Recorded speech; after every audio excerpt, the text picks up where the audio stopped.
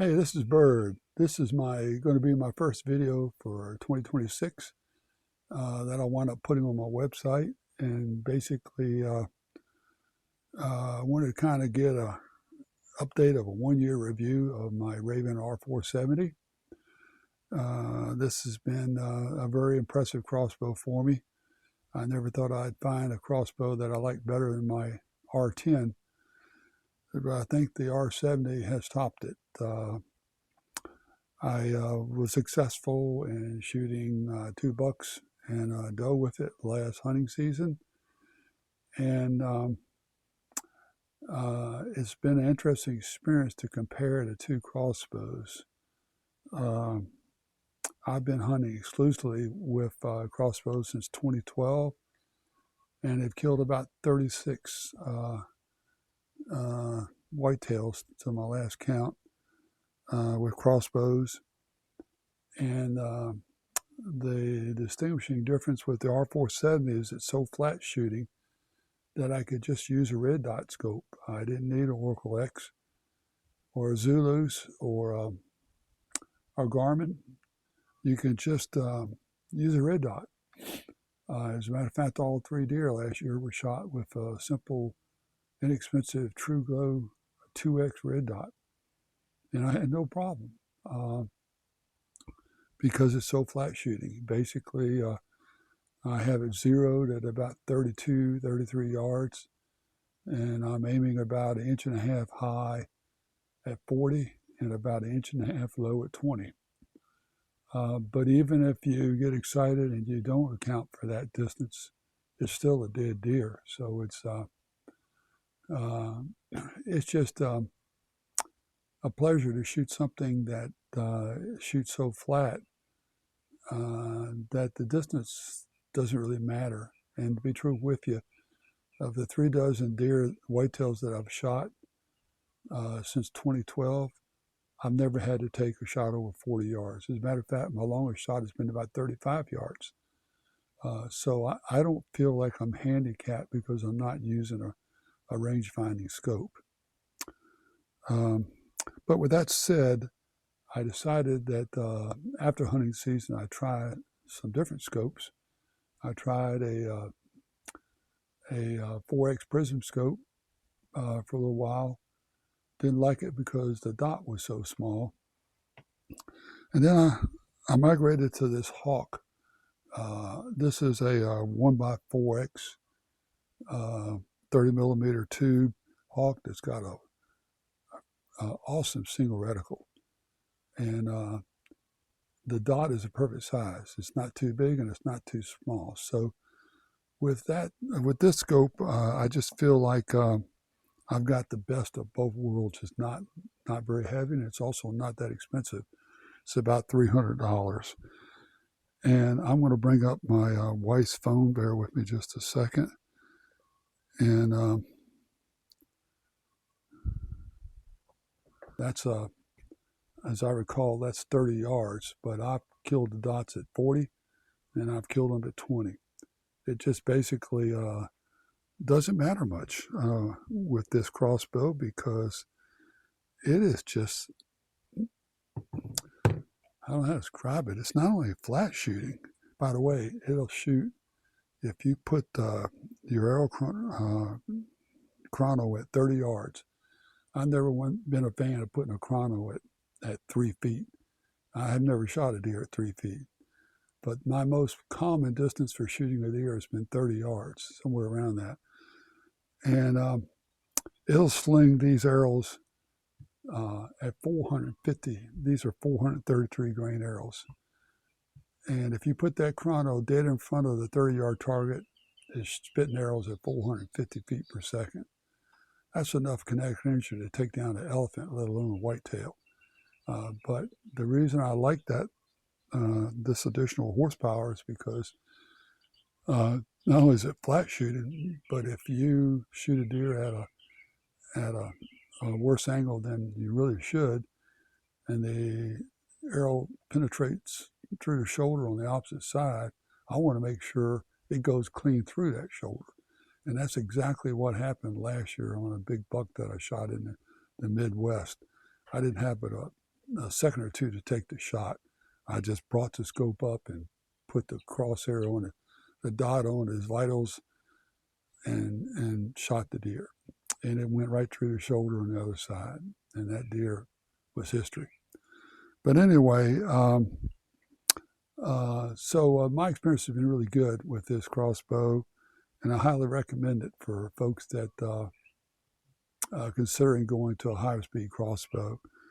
Not only is it flat shooting and extremely accurate, but the cables and strings are what make this bow stand out. I've got at least 230 shots on the original cables, and the string's not far behind that. I screwed up my string initially, screwed up the center serving, testing some stuff, so I had to replace the string pretty quick. But it's been awesome ever since, and I just don't worry about shooting at a bunch of shots. It's a great target bow as well, because you just shoot it and shoot it, and the timing is still, camp timing is still dead on, and it still shoots as good as it did the day I bought it. Okay, now I'm going to deviate a little bit and talk about the experience with my accessories for this bow, and I'm happy to say that they've been awesome. But as usual, I'm one to test the crap out of stuff, and if I see that changes need to be made, I don't hesitate to make them.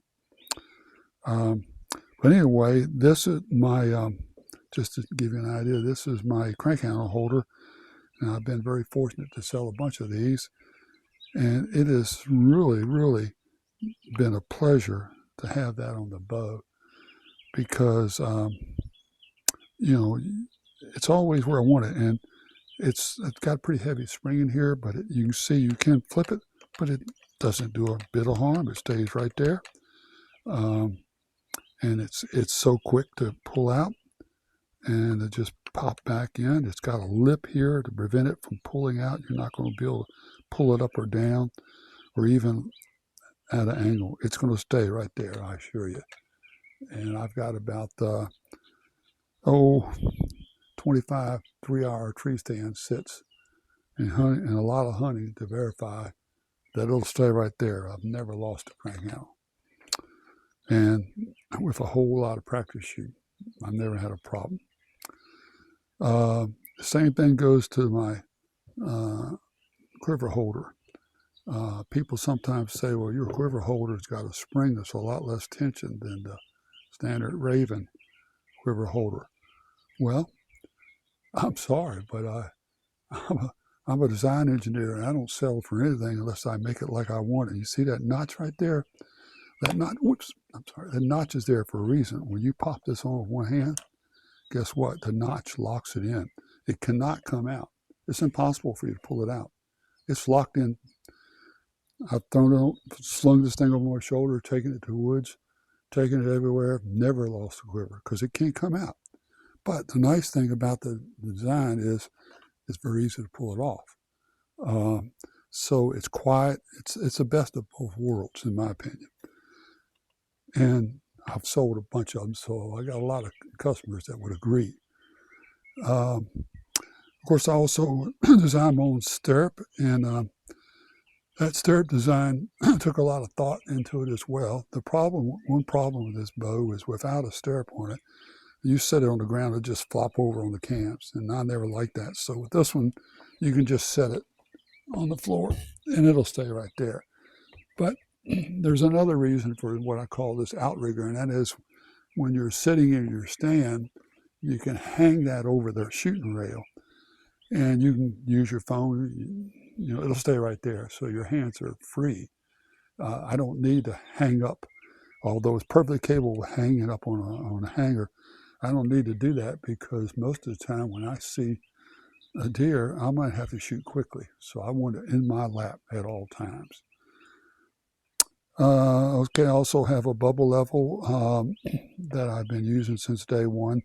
I did make a slight change in that, and then I took the stainless washers that have the rubber insert on them that hold the quiver on, and mounted that on the bubble level. It just it gives you a little extra insurance the bubble level is going to be dead perfectly level. And if you're going to shoot dots, you better have a bubble level. Okay, that's pretty much it for accessories. Oh, I've got one more. I'm 6'5" and a tall dude, and that's why I use this practice all my shooting from sitting on this this target, because I also use that target to rest the bow on to cock it, because I don't want to reach all the way down to the ground as tall as I am. It makes a perfect rest for me to cock the bow, and then with that snap-on bipod, it fits right here on my large wheeled thumb nut. That also works as a great hook for your pull-up rope. Just take the loop and hook it underneath that. You pull your bow up to your stand. Well, anyway, so I have found that we're just sitting on that target and using that snap-on bipod, I can kill dots 30, 35, even 40 yards. And like I said, I don't shoot deer past 40, so I don't see no need to worry about having a scope that helps me that far. And this scope, like I said, it's got a adjustable, a wonderful size dot, and you can put it on red or green at various levels of illumination. And believe it or not, I keep the magnification on 2x. That's all I need is 2x. It brings in so much light, it's bright as day on 2x. And at 40 yards, people don't realize when you zoom down low like that, that dot is a lot more steady, a lot more stable. That's how you can kill half-inch dots, because it's so steady. You don't need any kind of bog pod or sled or bench or any of that stuff. Anyway, that's personal preference. Okay, the last accessory that I came up with that I've been using for some time now is this adjustable stock extension. And if you're tall, this thing is perfect. The way it installs is you pull off the Ravin butt pad, and it comes in two pieces, and you insert this piece all the way in as far as it'll go. And then what that piece does is keep dust and dirt from getting into the bevel gear mechanism for the crank holder. That there's a slot here that would allow dirt to get right in. So that protects that. And this comes with longer stainless screws and sleeve inserts. And these sleeve inserts are the key. It allows you to basically remove the 45-degree wedges that are on the standard Ravin screw, and you slip on the sleeves, and then you screw in those wedges back on these longer stainless screws, and you carefully line this up and slide it in all the way nice and snug, and you tighten the screws. And boy, it gives you about a 14.5 lethal pull, and it makes the bow just so comfortable for a tall person to shoot. And you can even pull it out further if you want, but I'd recommend longer sleeves and longer screws, which I can provide. But with the 14.5-inch lethal pull and my stirrup on the front, it slides in that Ravin soft case just perfect. You got about a 1/4-inch gap, so you could go a little further in length. But I found that if you go too far, you lose the balance on the bow. So that's not a good thing. Okay, that's pretty much it. Talking about my accessories. Now I want to talk about arrows. There's a fine gentleman, his name is AJ. He makes custom arrows for all the popular crossbows. And I had contacted AJ. AJ was the reason I'm shooting a 470, because he loaned me his so I could make a trigger screw for it. And while I was doing that, I started working on designing other accessories, and realized that I needed to purchase one. And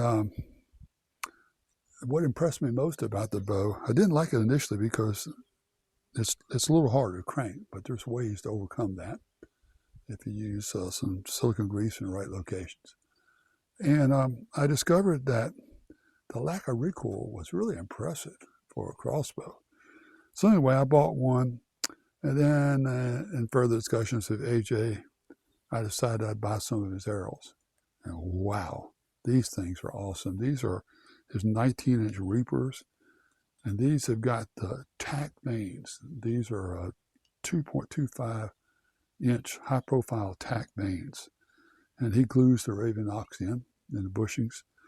And these things shoot like darts. And as a matter of fact, the biggest problem I have with them is with the warmer weather and higher humidity, the darn things are going through the target and burrowing up to the nock. And I had one last week. You couldn't even see the nock. It had totally disappeared in target. So I've got to invest in a better target. But I think I'm going to try a rubber mulch broadhead target first, see if I can make one that will stop these arrows. But it just crimped these vanes up to nothing. And you pull it out, put a little hot water on the vanes, clean them off, let them sit there for a while, and boom, they're like brand new. He has a special way of gluing them that it's impossible to pull them off. Let me tell you. That's happened to me about 4 times now, so I know I've got to do something different. But look at them. These are the exact same arrows that buried the vanes to the nock. It's incredible. So tack vanes. I highly recommend tack vanes.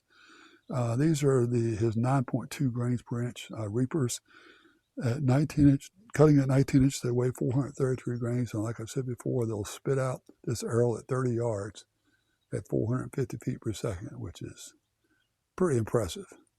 There's no shoulder on any animal that can take that impact. Okay, let's see, what else I meant to talk about. I guess that's about it. I'll just have to say, oh, I know. One last thing, I decided to remove the trigger shoe. I tried different sizes of trigger shoes, and I found out that I really didn't need it with my extra large hand because this grip is so large. And when I put my hand in it and I do like that, I can actually touch the front of my forefinger to the thumb, and that trigger pops out about that far. So it's right there on the trigger, just like that. And it's impossible to punch. You can't punch like that. So what you learn to do is just focus entirely on the dot. Don't think about anything else but the dot and holding that level straight, right in between like that. And you're just your subconscious is trained to just constantly keep pressure on the trigger, and it goes off. Works wonderfully. I tell you, I can't say enough about Ravin Engineering. What they came up with this bow is incredible.